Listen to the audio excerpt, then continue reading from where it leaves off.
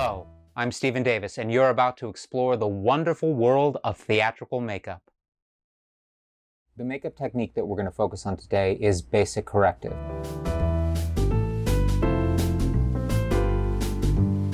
The first step of basic corrective is neutralizing and concealing any blemishes that you might have on your face. The one thing that you want to make note of is that there are certain things about each individual's face that you're really not going to be able to change. But there are certain things that you might be able to give some corrections to. Say eye bags under the eyes, any redness around in areas of the nose. And so we're really going to utilize the color wheel to help us to focus on how do we cover up these blemishes. Just as we learned from the color wheel that it's the opposite color on the opposite side of the color wheel that helps to remove a blemish, this is something that we're going to utilize for two areas. Eye bag areas, it's kind of a purple tone, and red areas around the nose or zits or anything that might come up that you would want to remove prior to makeup application. The first blemish that we're going to neutralize and conceal is any redness. For this, what I'm going to do is I'm going to utilize colors from my kit, and my theatrical kit has both green colors and my highlight color. Every single one of your kits would have a highlight color. They may not have the green. If you have the color stack up, you would be able to make green by utilizing your yellow and your blue. So I am going to do both techniques during this application method and show you subtle differences between the green that I create using the stack up and the prepackaged green.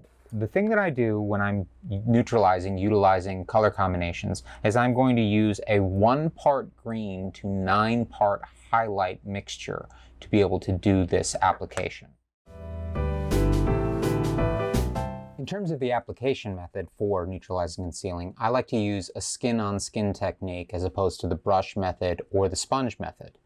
So I'm going to take the warmth of my skin, and the first one that I'm going to use is the mixture that I blended with the 1-part green to 9 parts highlight. And I'm going to take my finger, I'm going to dab that in that, and the areas of blemish that I see the red, as I see it around the nasolabial fold, close to the nostril. This side, because I'm going to do this one side with the one mixture, and the other side with the other. And I just check little blemishes here. Now I'm not going to be able to remove my freckles. That would take forever. So let's realize I have freckles. They're not going to go away. But for other red blemishes that I might have, I'm just going to utilize this with the skin-on-skin technique method. Now that I've done that on one side of my face, I'm going to try the mixture that I did with the yellow and the blue and the highlight.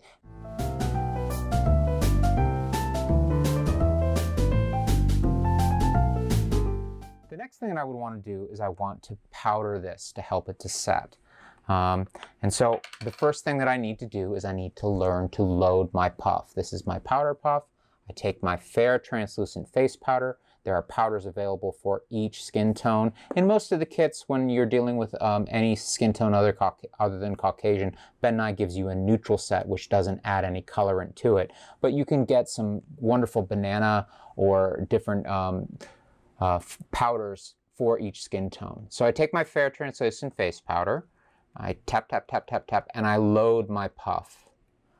Load my puff. And as I load my puff, I want to fold in, really load that puff and fold in the powder into each of the areas of the puff.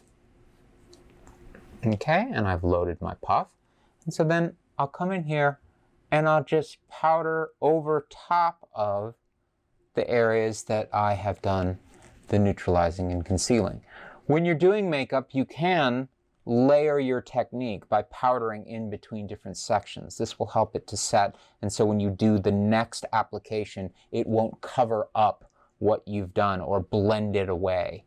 So this is a great way to help you to layer your application. Okay? So that is helping to neutralize the red blemishes on my face. Now, for the purple blemishes on my face, eye bags, or if you wanted to cover up a tattoo, because the tattoo color also is kind of purple, we're going to utilize what is in our larger kits, the goldenrod, or for the color stack up, the yellow. Again, with covering up the blemishes that are purple in tone, utilizing the color wheel, we would cover it with the yellow, and it would be 1 parts yellow to 9 parts ultralight highlight, or your highlight color to cover up a purple blemish. So I take the goldenrod mixture, skin on skin technique, go into the eye bag area, and now I'm going to take my next paintbrush. I always like to think of my 5 digits as different paintbrushes when I'm doing skin on skin technique. And I'm going to work that into the eye bag area on the other side of my face. This is the yellow and highlight mixture. Once I've done that, go in, powder, and I have neutralized and concealed certain blemishes. This is prior to application of my base. Once I've neutralized and concealed, the next step is to apply my cream base. I take the color that I've selected, and I'm going to use the side of my sponge, not the rough side of the sponge, but the smooth side of the sponge to be able to do the application. Go ahead and place that into the cream makeup, and I go ahead and go over the area of my face. On areas where I have not neutralized and concealed, I just pull down. But if I'm going over an area that I've neutralized and concealed, I am going to stipple the makeup over top of that area.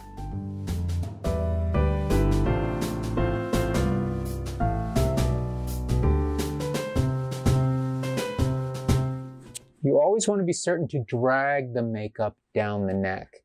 You stop at the jawline, it's going to look as if you have a mask on, and we want the makeup to look a little bit more like it's part of your own face.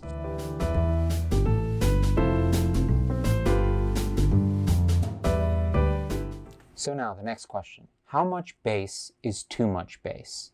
One of the easiest way to tell if you've put too much makeup on in terms of your base application is to take the clean side of your sponge and just go down your face. And if you pick up any makeup, you've applied too much. Not bad. The next application that we're going to be working on is the shadow application. You want to contour your face so that when you're on stage under the high intensity of lights, that your face doesn't flatten out. For this application, I'm going to be doing a sponge technique.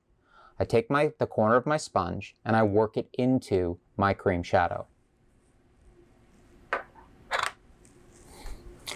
I take the sponge and I work down and I shadow the contours on my face. I go down the planes of the nose. And when you're doing a nose shadow, you want to work on the side of the nose, not into the plane of your face. I do have a little bit of a crooked nose, and if I wanted to, I could help to make that a little bit more straight by utilizing highlights and shadows. Temple fossa. Infratemporal fossa, the area infra, below the temporal fossa, underneath the cheekbone. Shadows blend up, so I am using my sponge to help it blend up. Jawline.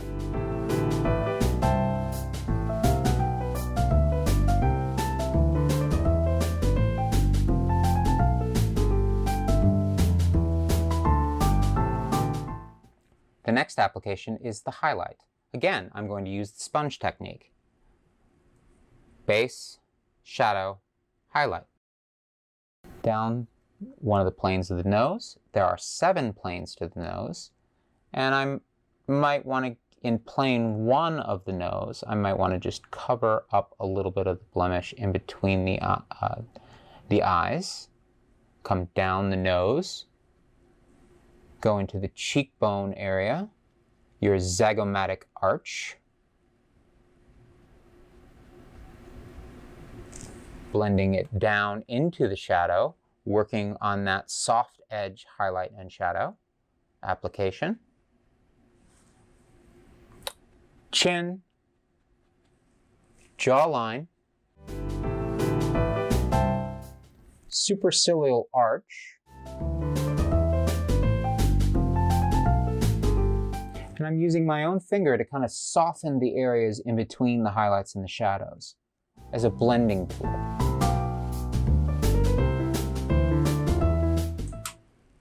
The next application is the cream rouge. Each kit will have a different color based on skin tone that we'll be able to utilize for your cream rouge color. When applying cream rouge, the first thing that you want to do is you want to intersect the center of the pupil and the middle of the ear. Starting there, tapping skin-on-skin technique, tapping the cream rouge in between the highlights and the shadows, and just working your way off and into both areas. Working this into the nose area, in between the highlight and the shadow, using my fingers to help blend the color in between the highlight and the shadow area in the supercilial arch, the chin,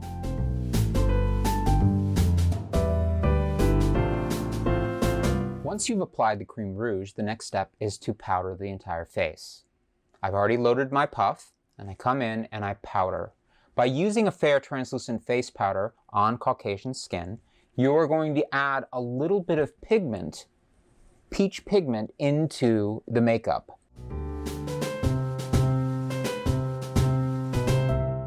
The next step is lining the eyes. I'm using an eyebrow pencil, and if you are working with anyone else on makeup and you are sharing makeup, which is not recommended, but if you are, always sharpen your pencil in between uses of this eyebrow application. The amount of bacteria in the eyes can easily be passed from one person to the other, so I always sharpen my pencil before I apply. The way that I was taught in terms of lining the eyes for basic corrective is 3/4 line out. So I start at the center of the pupil and I go to the outside of the eye. For this application, when I've done makeup as a makeup artist, when I'm working with young men, this is probably their least favorite application in terms of having makeup done. The recommendation is as follows. Take a clean finger, place it under the eye, pull the eyelid down, go underneath to the center of the pupil, and then line the eye out to the outside. And that subtle at the end will help to make that line disappear. By pulling it down, by pulling the eyelid down, that is going to help a great deal in terms of any irritation if you're a makeup artist and working on someone else, and for yourself, so that you don't make your eyes water when you're doing the application. So I've lined my eyes. The next application is lip color. In the theater, we connect to characters through their eyes, which is part of the reason why we line the eyes, so that we could define the lower eyelid and draw attention more to the center of the pupil. The next thing that we're going to want to do, because we are lip readers, we read people's lips, we want to take a little bit of lip color, skin-on-skin technique, and lightly dab that onto the lower lip. If I'm a makeup artist, what I do is I place this and I say, just like Carmex, go ahead and place your finger in there and dab that on your lower lip, and then rub your lips together. If you're lining the lips with a lip pencil, you want to find a lip pencil that is the same shade as your lips. For basic corrective, normally I do not line the lips, I just go with the lip color. Depending on the production that you're in and your character analysis, you want to consider the next step optional, which is dry rouge. The dry rouge is something that was going to be able to give a little bit more warmth to the cheek areas. This is something that you should talk about with the director of the production to see if that is what they are looking for. This is very helpful if the the environment of the production takes place in a place that is very warm. It also shows a great deal of health for the character. If I was performing a character that wasn't healthy, such as Tiny Tim, I would remove the cream rouge and the dry rouge from the application to make the face look more skeletal. So what I do is I take my brush, I go into the dry rouge, and then I'm going to, just like the cream rouge, I'm just going to lightly place a little bit of this dry rouge into the cheek area on both sides. I'm not looking to go very dark on this. I'm not the biggest fan of the apple cheek look in the theater. come in with the dry rouge into other areas of the face just to bring more health and make the character look like they've gotten a little bit more sun. So other areas that I've applied any highlights, I might come in with the dry rouge for this application. If the actor portraying the part is female and needs a beauty application, other lip color or eyeshadow would be applied at this time. At this point, the makeup is complete for basic corrective. I could do a final powder if necessary, and as I look at this makeup, I don't see that I am in need of a final powder, but I could to help soften this. Makeup application removal. So what I'm going to do is I'm going to take a baby wipe. Not every single person utilizes baby wipes for their face. Sometimes I've had students that had problems with baby wipes, but this is what I've used in the past. Whether you use any other application, a paper towel or a washcloth, which is better for the environment because you can wash the washcloth anyways. But for this, I'm just going to show you with a baby wipe. So I take the baby wipe and I take my Quick Cleanse makeup remover, and I'm just going to allow the makeup cleanser to do the work. You don't want to scrub your face. So I go into the makeup and I gently let the makeup remover do the work.